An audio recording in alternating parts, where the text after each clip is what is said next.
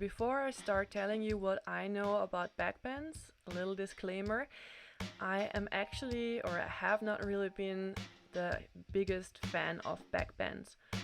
I mostly practice Ashtanga yoga, and whenever there was a backbend, I really started being challenged. That already started with Putvottanasana. I really didn't like that posture, but with practice, I have to say it got much better. And one reason I think why I have so much troubles with backbends is because I have quite tight shoulders. I'm a climber, so I think that's a reason why I also have tight shoulders. But as I said, with practice, things got much better. So while there are for sure people who have much more knowledge about backbends than I do, I think I can still tell some things about backbends because I was or am so challenged by them. So I think from a student perspective, that's a good teacher perspective as well.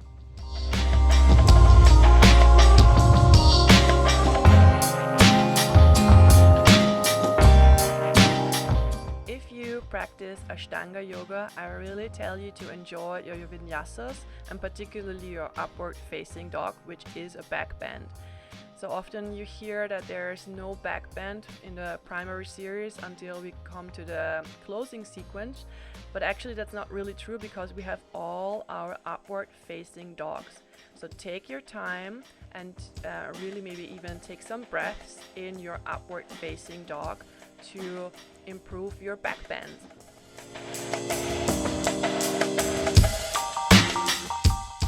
The other backbend that we have in primary series is Putvottanasana, which is really also a very powerful backbend, which opens up your shoulder girdle and increases the strength in your back and really your whole body. So try to not rush over it, as I tried it for a long time, but try to enjoy it and get the benefits out of this posture.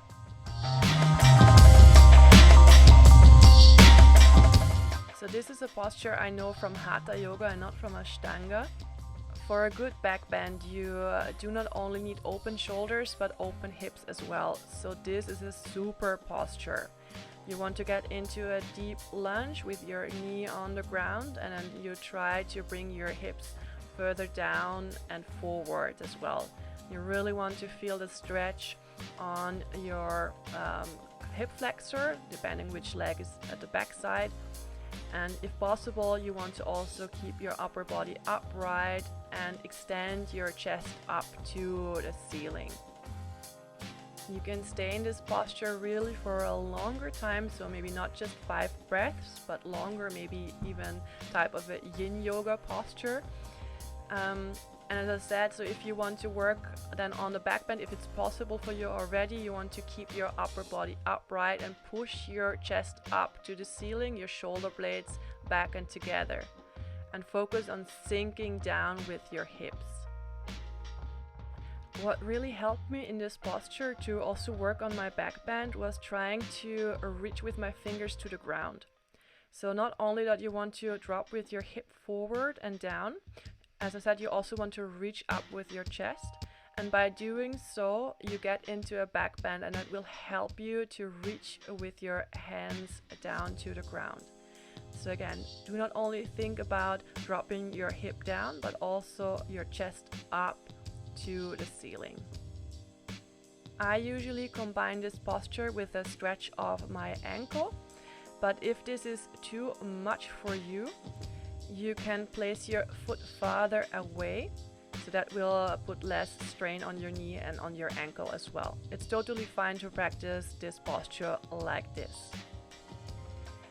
And as I said before already, if being upright is yet too much for you in this posture, then keep your hands on the ground.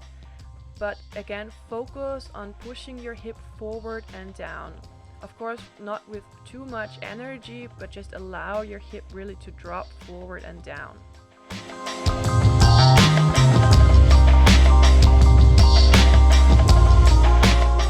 The next one is actually not one of my favorites, but it helps you to open up a part of your quads and your hip flexors as well.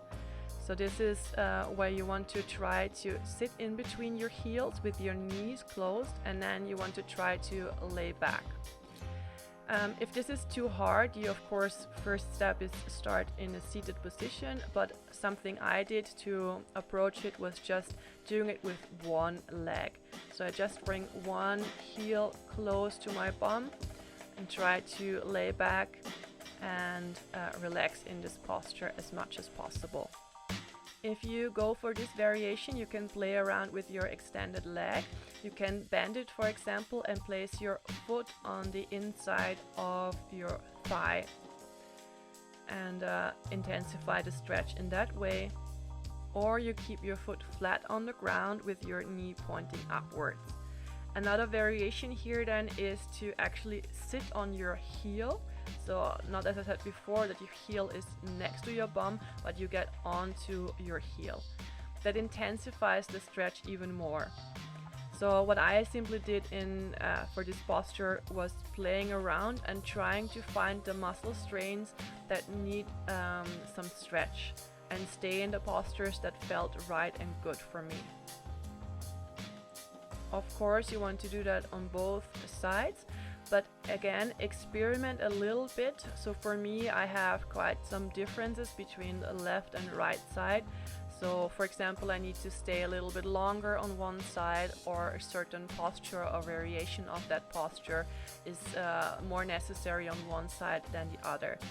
So you really can differentiate between your sides in order to improve here. So when you do the full posture, as I said, you want to keep your heels next to your body and your knees together, and then you want to lay back on your back. And I also like to extend my arms behind my head and try to relax here. You actually want to get your back totally on the ground, which you can see I cannot do, not yet. I cannot imagine that this is ever possible, but there are people who can do that.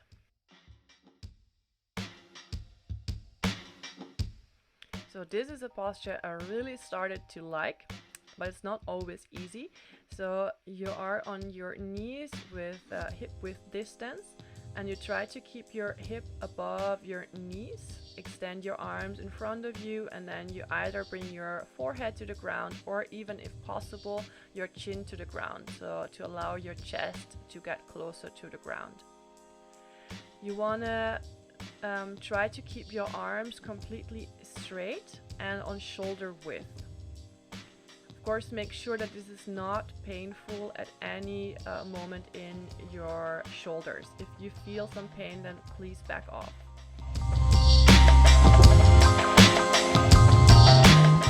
So this is a variation of Anahata Asana.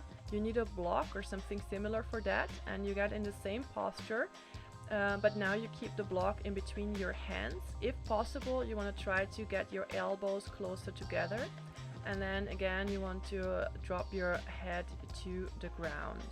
If possible, your chest reaches the ground, but I'm not there yet. So this brings a different twist in your shoulder and will bring a different stretch. Again, be careful that this is not painful in your shoulders.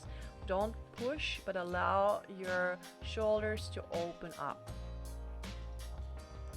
Another variation here, if you want to sink lower, is to take some bolsters and to again place your elbows on the bolsters with the block in between and allow your head to drop to the ground.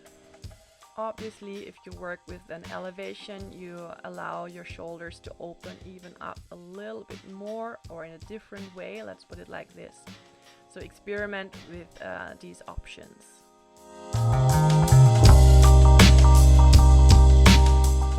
Another way to do this asana is to use a wall.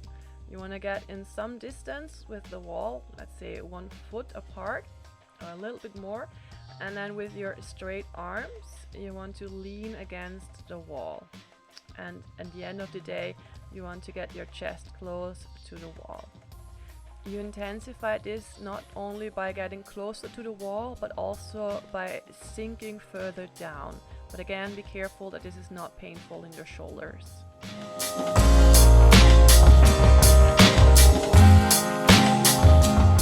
This exercise really helps you not only to understand your upper back a little bit more and your shoulder girdle, it also helps you then with asanas like Putvottanasana. Regarding the distance, you can experiment a little bit because it depends on which stage you are, what you're doing in this exercise, whether it's easier or harder to sit farther or closer away. To just reach the wall, it's of course easier if you're closer to the wall, but then if you want to extend your arms, that's harder when you're closer to the wall. So what you want to do is sit on your heels and then lift up your arms, and you want to try to bring your chest forward and up and create space in your upper back. And when you have reached this space, you try to reach back with your hands to touch the wall. You can repeat this a couple of times and really focus on the space you get in your upper back and in your shoulder girdle. And then after some time, you can reach for the wall and try to extend your arms, pushing your hands into the wall and your chest away from the wall.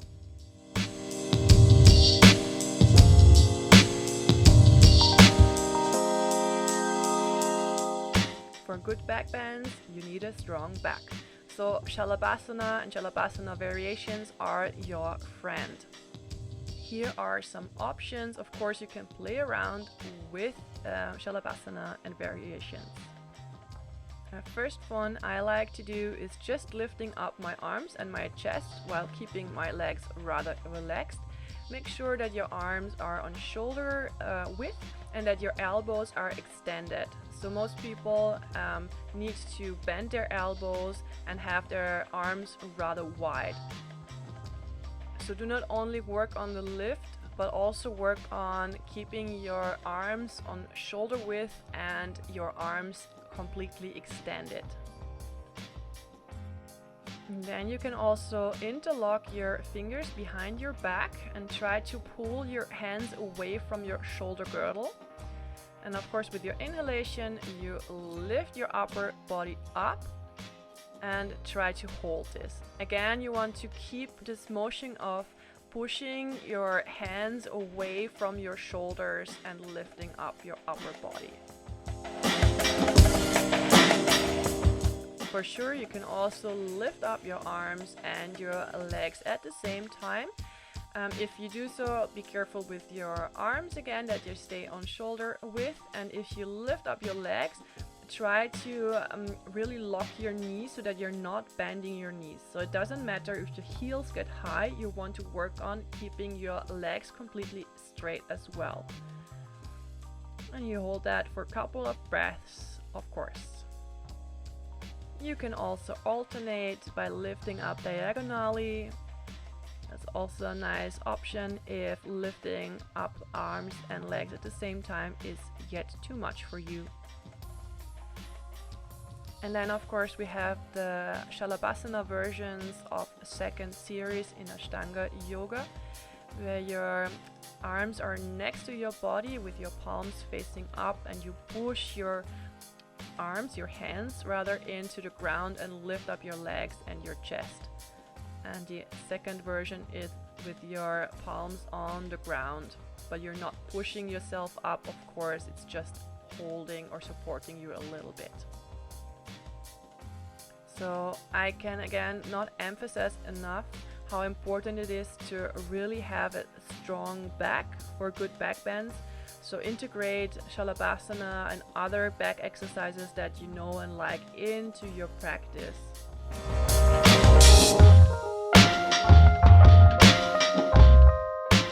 And finally, as preparation for our bridge, we can do the shoulder bridge, and I want to discuss it quickly here. You keep your feet close to your hip but slightly outside of your hip, and if you can, you reach for your heels. If not, it doesn't matter. Try to keep your knees together, so not completely together but above your heels more or less. And then you press into your heels before you start lifting up your hip. And of course, at all times, you want to keep your heels on the ground. So pushing into your heels, you want to lift up your hip with your inhalation. Remember that you keep your knees rather together and push with your knees towards your head. That allows your chest to get closer to your chin, which is what you want.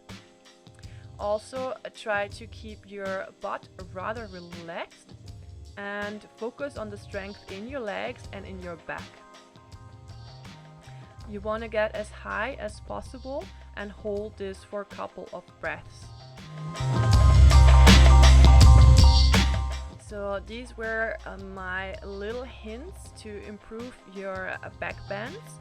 Of course, there's much more to say, and I know that I just went over most of the asanas and exercises rather quickly. If you want to know more, then let me know by commenting below the video. And if you like this video, if it was helpful for you, then give it a thumbs up. And do not forget to follow my channel to not miss out on any other content that I'm going to provide. Servus!